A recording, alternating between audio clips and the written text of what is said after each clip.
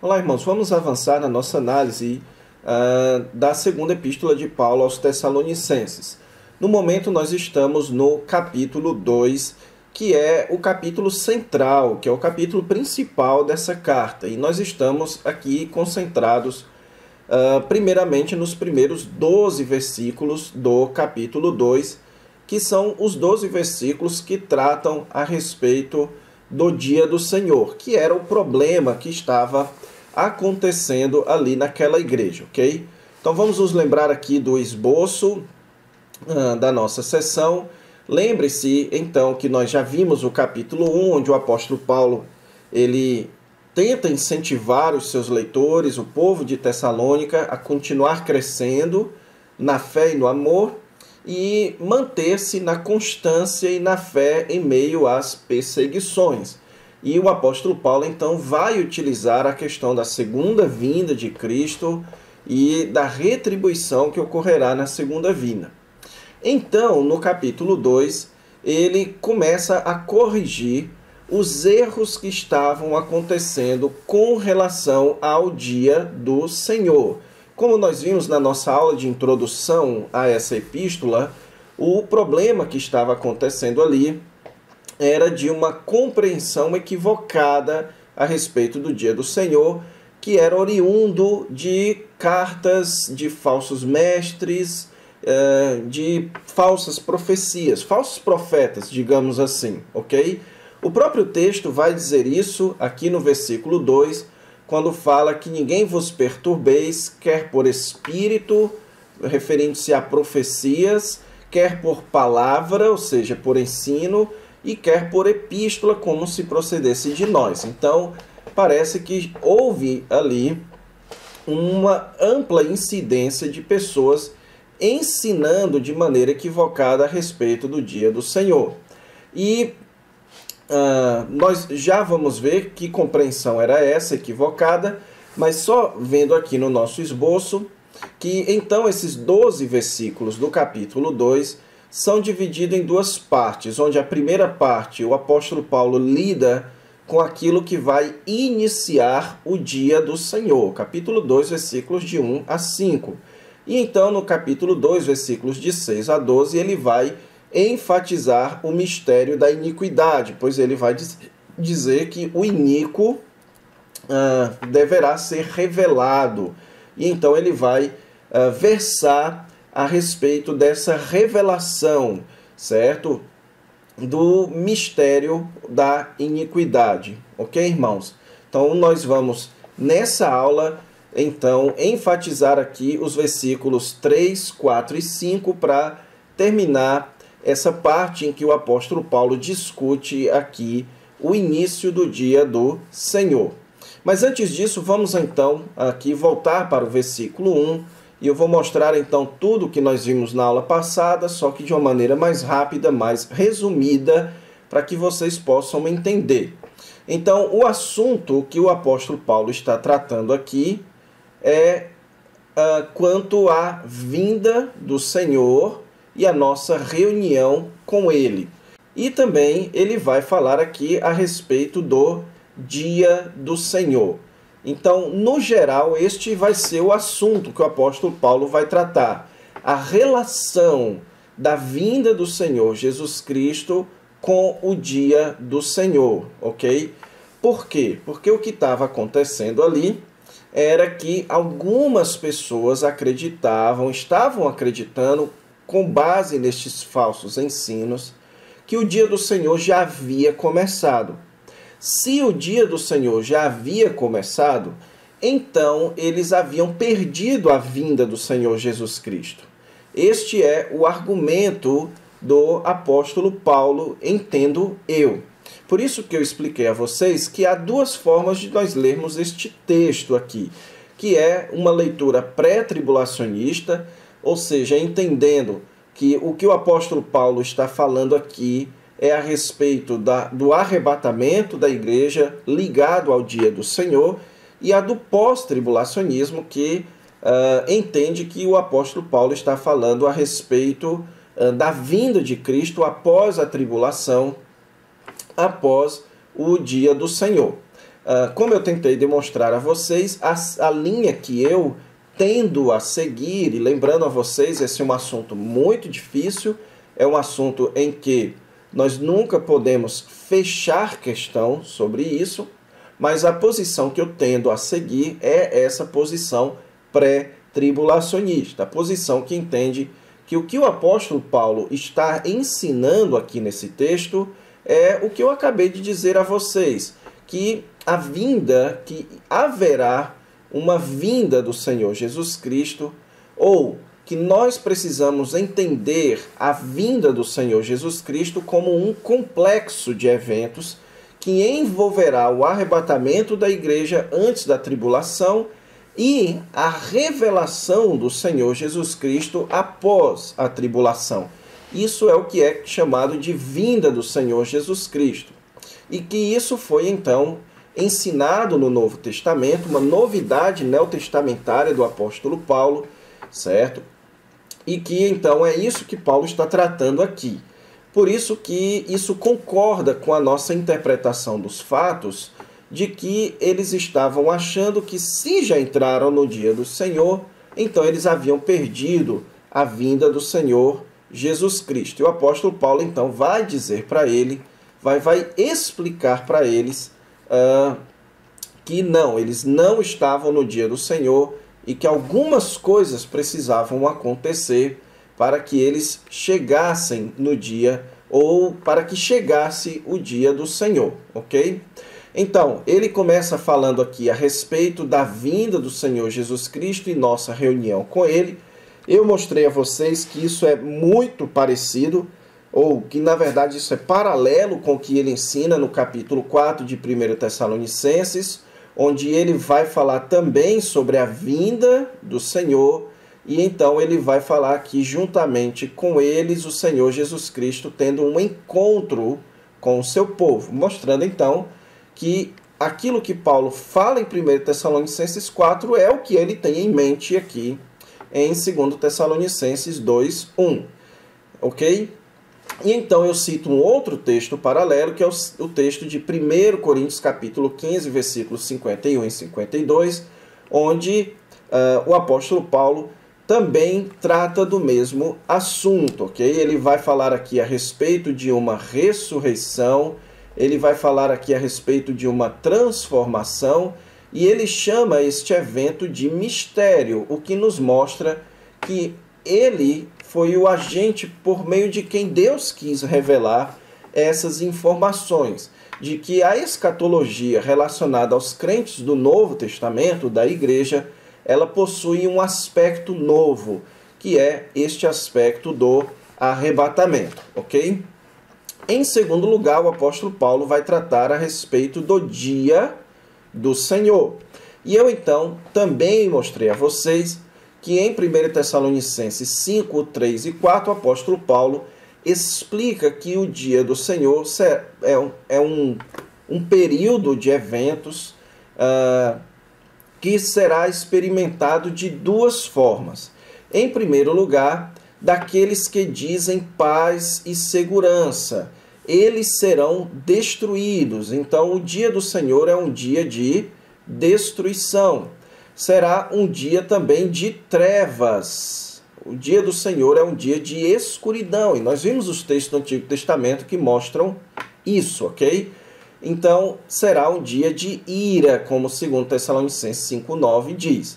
Mas os irmãos, vós irmãos, ele menciona aqui, não estão nas trevas, não vão ser pegues de surpresa, e eles vão alcançar a salvação, pois não foram destinados para a ira. Então, o dia do Senhor é um dia destinado a juízo contra este mundo, ok? E não um dia para ser experimentado pelos cristãos, pelos seguidores do Senhor Jesus Cristo. Estes serão libertos, e como eu expliquei a vocês, a posição que eu defendo é que eles serão libertos deste período do dia do Senhor por meio do arrebatamento, ok? Por meio da vinda do Senhor em arrebatamento da sua igreja.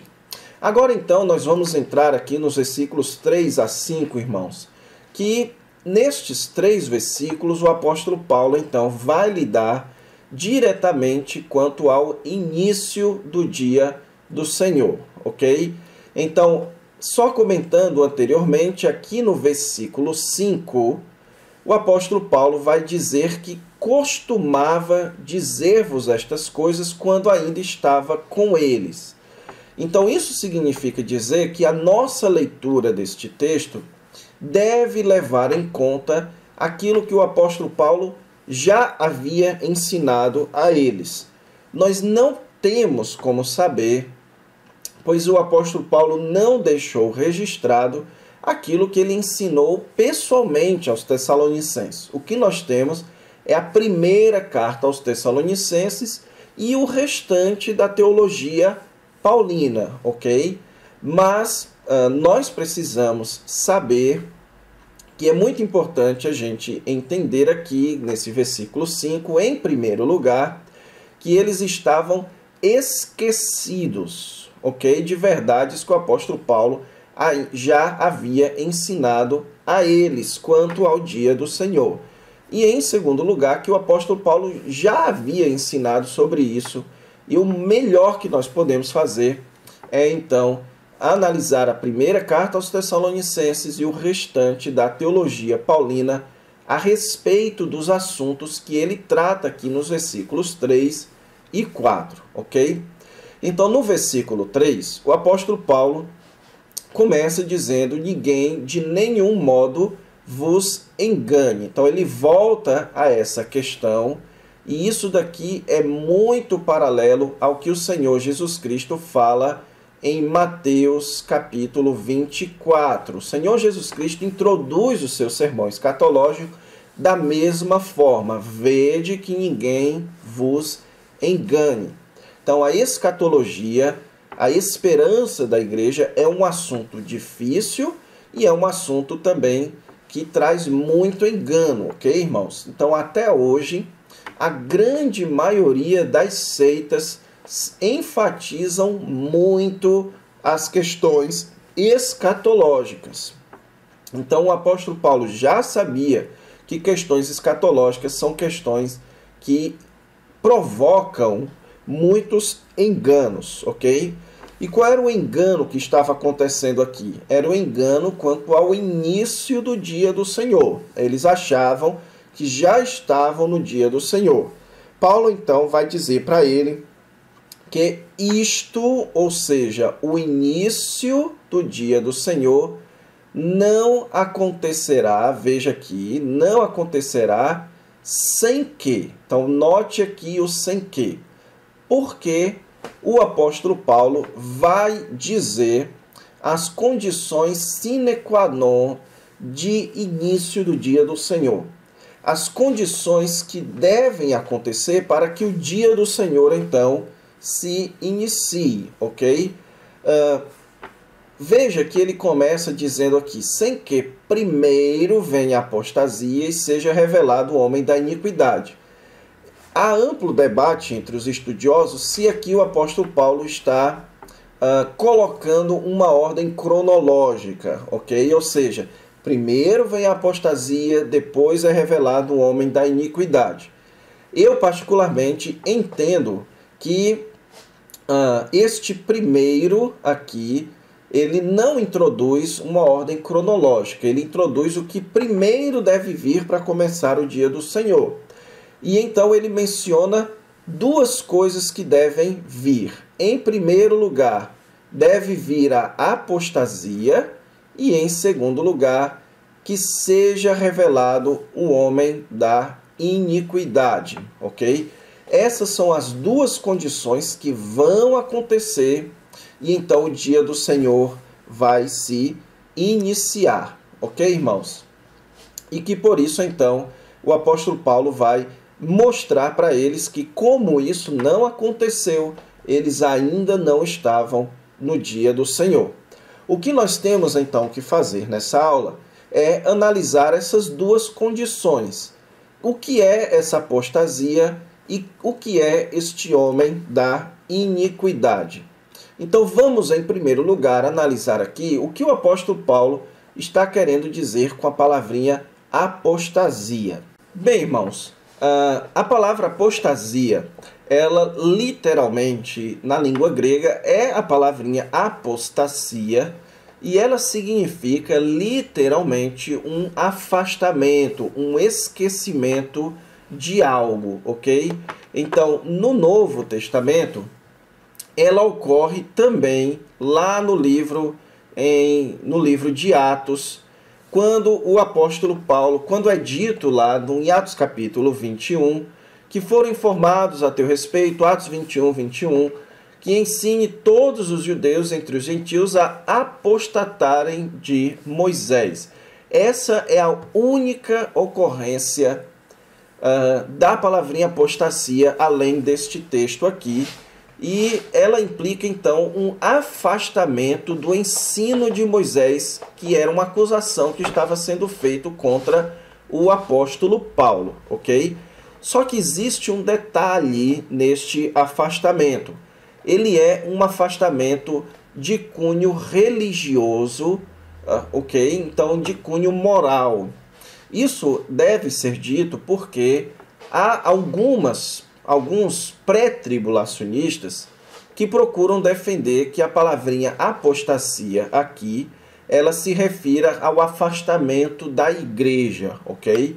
Muito embora essa posição seja muito tentadora e defendida por grandes estudiosos, como é o caso de Pentecost e como é o caso também do saudoso professor Carlos Oswaldo de Cardoso Pinto, então um grande professor brasileiro. Ambos defendiam essa ideia, que a palavra apostasia aqui significa afastamento. E eles tinham suas boas bases, mas o que eles não levavam em conta é que tanto no grego bíblico quanto em outras formas da literatura grega, a palavra apostasia sempre foi usada ou para afastamentos, ou para rebeliões religiosas, ou rebeliões políticas, ok? Então ela sempre tem um cunho, ela não é um mero afastamento espacial, um afastamento geográfico, mas é um afastamento religioso, um afastamento político. Agora a questão é, quem vai apostatar? Que apostasia, que afastamento será este? Como eu disse a vocês, irmãos, o máximo que nós temos é a respeito disso daqui, que Paulo já havia tratado com eles, e essa é a razão pela qual o apóstolo Paulo simplesmente menciona, porque ele já havia tratado com os tessalonicenses. O que nós temos de mais próximo do que o apóstolo Paulo fala a respeito de uma apostasia é em 1 Timóteo capítulo 4, versículo 1, onde ele diz: o Espírito afirma expressamente que nos últimos tempos alguns apostatarão da fé. E aí você tem a tradução apostatarão, mas não é a palavrinha apostasia, mas é uma palavra semelhante, ok? Apostatarão da fé por obedecerem a espíritos enganadores e a ensinos de demônios. Então aqui o apóstolo Paulo parece sugerir, e quando ele fala de últimos tempos, nós precisamos entender que ele está falando da era da igreja, mas que tudo isso se intensificará nos últimos tempos, ok? Então, o que o apóstolo Paulo parece estar sugerindo aqui é que haverá uma espécie de apostasia religiosa da igreja nos últimos tempos.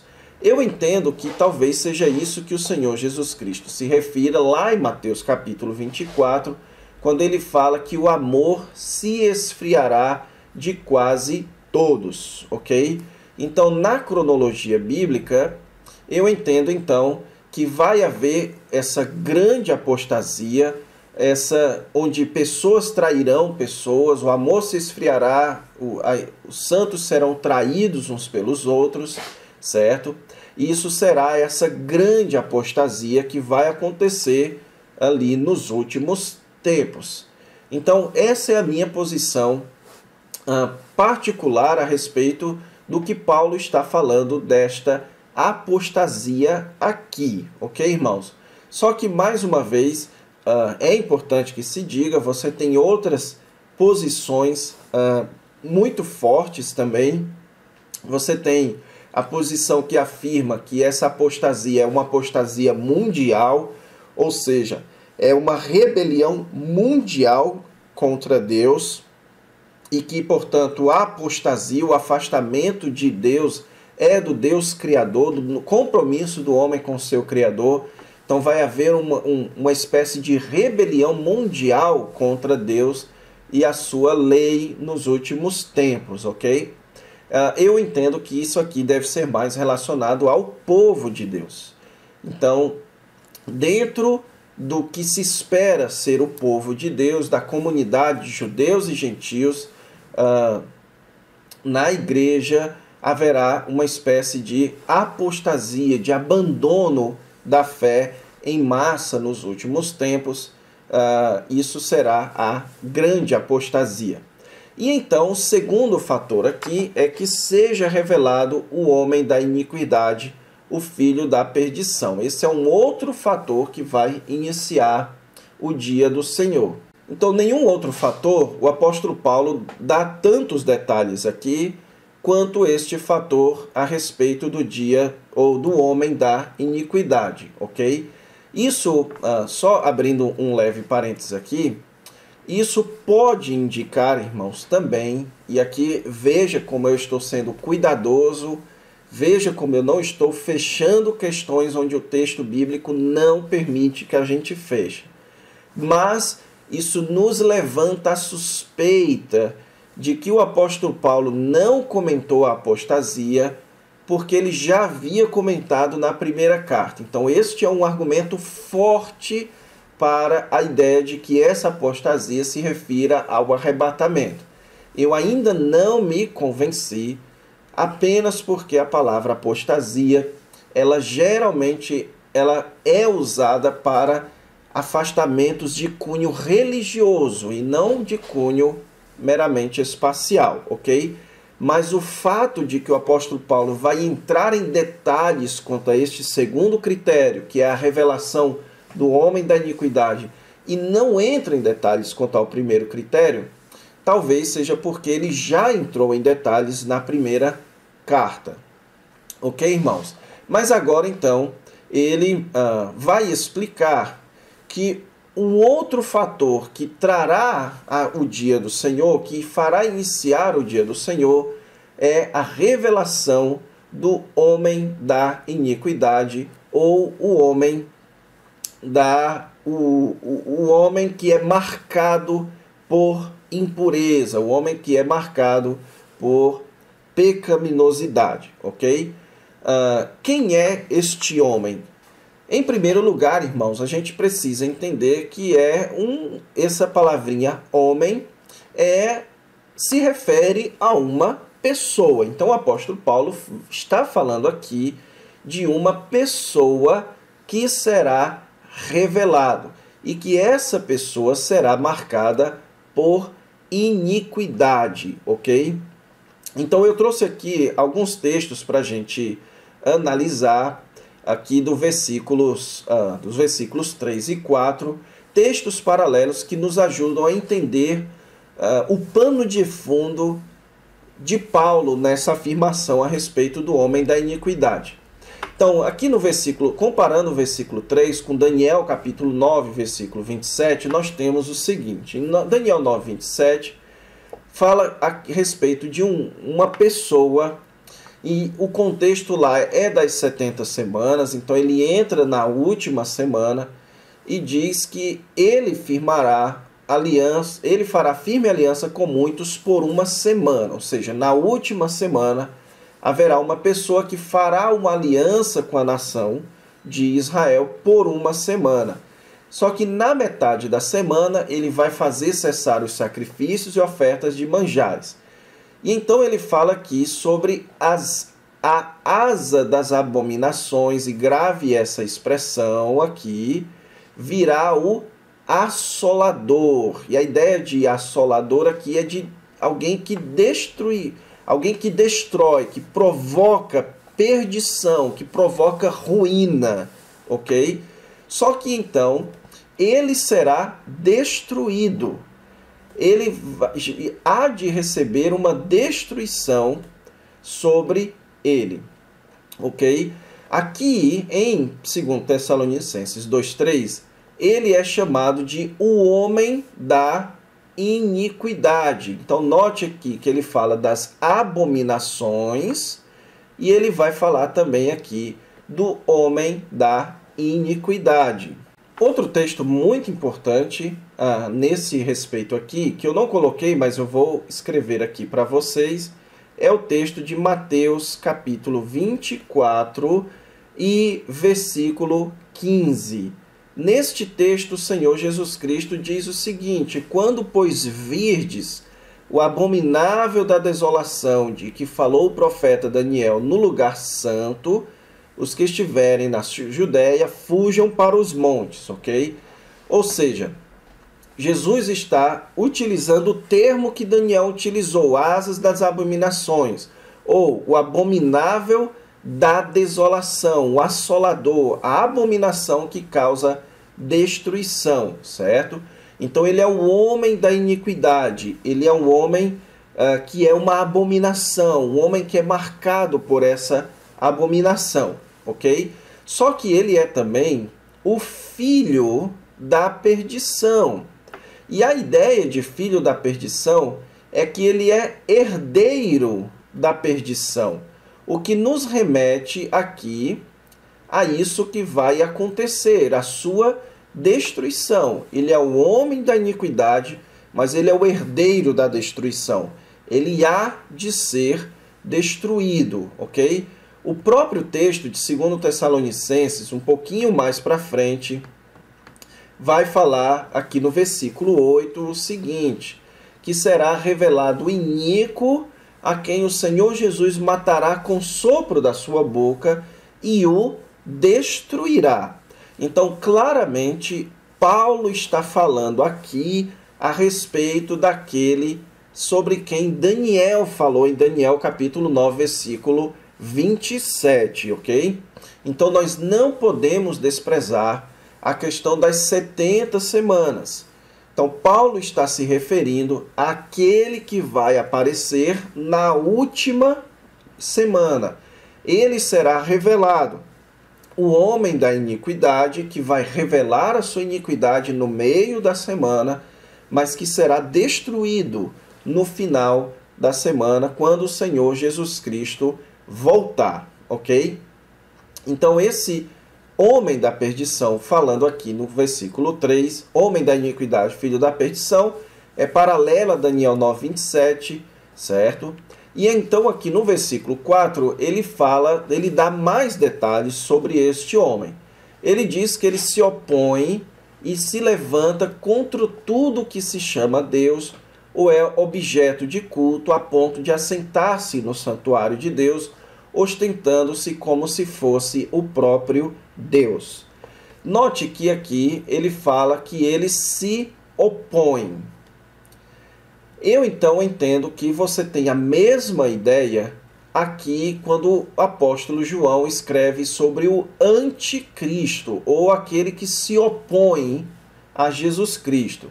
Então ele fala que já é última hora, mas que ainda vem o anticristo. Então note que na perspectiva bíblica, a última hora, os últimos dias, eles marcam estes eventos que se intensificarão no final dos últimos dias. Então, há agora muitos anticristos, porque nós estamos na última hora, mas ainda vem o anticristo, ainda vem o opositor do Senhor Jesus Cristo. E em Apocalipse, capítulo 13, versículos 5 e 6, quando vai narrar o surgimento, então, desta figura, ou pelo menos a sua manifestação no meio da semana, essa é a minha interpretação ali, depois do capítulo 12, que retoma a primeira vinda de Cristo, mas então o ministério, digamos assim, de Satanás vai desaguar então no anticristo e no falso profeta. É dito lá que foi-lhe dada uma boca que proferia arrogâncias e blasfêmias. Então veja aqui que ele se levanta contra tudo que se chama Deus, ele blasfema contra Deus. Veja que ele fala que ele abriu a boca em blasfêmias contra Deus, ele difama o nome de Deus e difama o tabernáculo, a saber, os que habitam no céu, ok? Então, note aqui que isso é muito semelhante à linguagem do versículo 4. Ele é contra Deus, ele é contra qualquer objeto de culto, então ele menciona o tabernáculo e os que habitam no céu, a ponto de assentar-se no santuário de Deus, ostentando-se como se fosse o próprio Deus. Então ele se coloca contra Deus, mas ele então se coloca como objeto de culto das pessoas. O que demonstra, então, irmãos, a necessidade dessa apostasia. Então, essa apostasia coincidirá também com o ministério do anticristo, certo? E então, isso vai iniciar o grande dia do Senhor. Então, eu penso que a leitura destes dois versículos aqui, então voltando para eles, nos mostram que esses dois versículos coincidem com o restante da teologia bíblica, de que nos últimos tempos, no final dos dias, haverá um período que foi profetizado pelo profeta Daniel, que será marcado pelo anticristo. Então, nesse período, vai haver uma apostasia e vai haver a manifestação deste personagem do anticristo, certo? Obviamente que lá em Daniel nos é dito que é apenas no meio da semana que ele virá com as asas da abominação, que ele vai cessar o sacrifício e ele vai manifestar então a sua grande maldade. Mas no começo da semana, então, ele surge, ele então começa o seu trabalho. E isso concorda com o que o apóstolo Paulo está ensinando aqui, como sendo as características do dia do Senhor. Ok? Então vamos ficar por aqui. Na próxima aula a gente então recapitula, tenta explicar um pouquinho mais e avança então para a parte do versículo 6 em diante. Então fiquem com Deus e até lá.